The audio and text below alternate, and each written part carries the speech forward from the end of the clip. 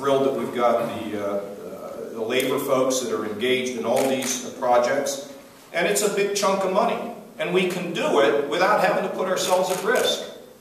So all the gnashing of teeth and all the complaining and everything that went on here, of course didn't go on too much out there, but about spending and all that, and having a rainy day fund, which we are not going to spend. Having a rainy day fund, having security, having an improvement in the credit outlook of the state allows us to do this. So it's no different than the lessons we teach our children. Put your money in a piggy bank, time will come when you go to the mall. And you can have a lot better time at the mall if you're responsible when you put money in your piggy bank. It's not that complicated. This is a great project. Everybody will campaign for it. Hopefully the voters will approve it.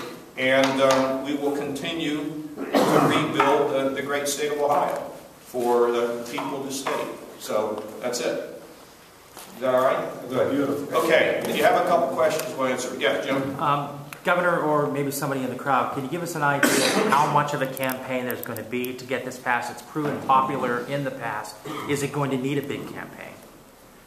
Well, I mean, there's going to be a campaign. I don't know, somebody's going to be hired to do this. I'm not in the middle of any of that. But yeah, there'll be a campaign.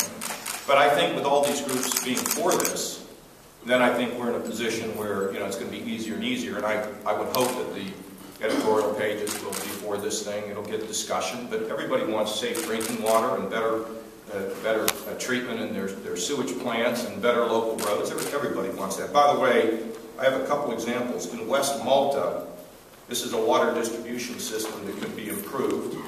In Williamsburg, plant upgrades, water treatment plant upgrades. In Kalida, storm sewer improvements. So those are some examples of how it will help these communities. And I don't know that I've ever been to West Malta.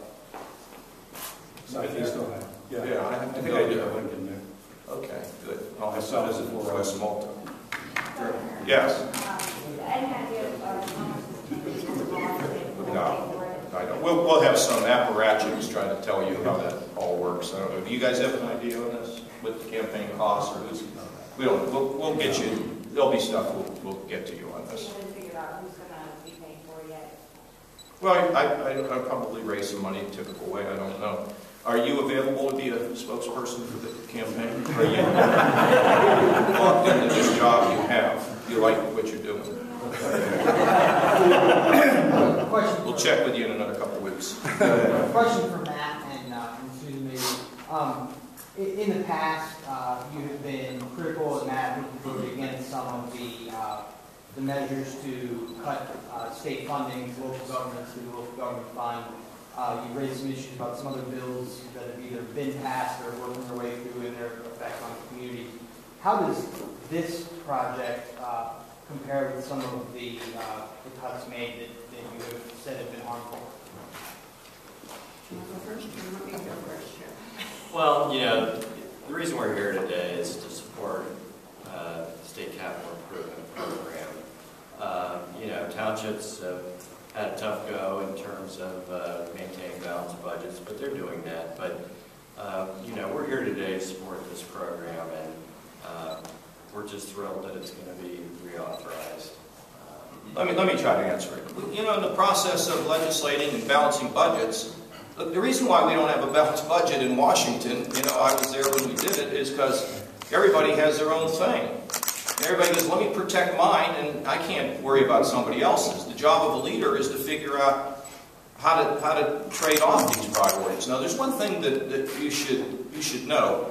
85% of all revenue, let me say it again, 85% of all revenue that the state of Ohio collects gets distributed to local governments or local entities, whether it's Medicaid, whether it's schools, whether it's hospitals, whether it's the local government, 85%. Now, when you're $8 billion in the hole, you got to figure out what you're going to do about that. Now, $8 billion in the hole in sliding credit means no work. We know where we were. We were in a deep ditch. So now what's happening to local governments? There are increasing stories about local governments now that are running surpluses. Increasing stories about the fact that these people we've been able to get businesses located in these communities. But if you're going to give 85% of all the money you collect to these entities at the local level, I guess you could argue it ought to be 90%. But most people are not even aware that it's 85%.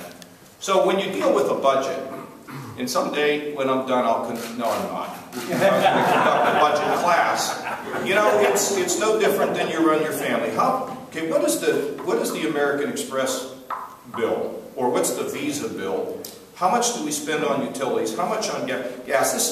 This is like that old movie Dave, if any of you ever saw it. He became president, remember, and everything was so hard. So he just sat everything out on a table, and he said, what are our priorities?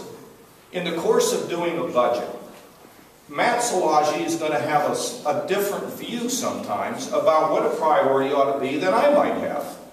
That's okay. You heard what Faber said. 85% of the bills that are passing the Senate are bipartisan. What was the vote on this thing? Unanimous. Oh, so nobody was against it. That's bipartisan. Okay, good. Yeah, we do it. But the point is that there are going to be philosophical differences between the way you conduct business. That's cool. Somehow we got ourselves wrapped around the axle because of Szilagyi's in the House and he votes against this, that somehow it makes us enemies. We're not enemies. We're the same purpose. And if what I'm doing is not working, then I got to hear a little bit of what he's saying. So, but this is going to help local governments. There's no question about this. And, you know, as we move down the road and Ohio does better and better, you know, the local governments are helped by this. The schools, just by revenue growth, right? And you're seeing revenue growth. Call Mayor Coleman, ask him how he feels about how we're doing here. You got to get me that thing that these legislatures passing, so before you leave, we got to talk about this.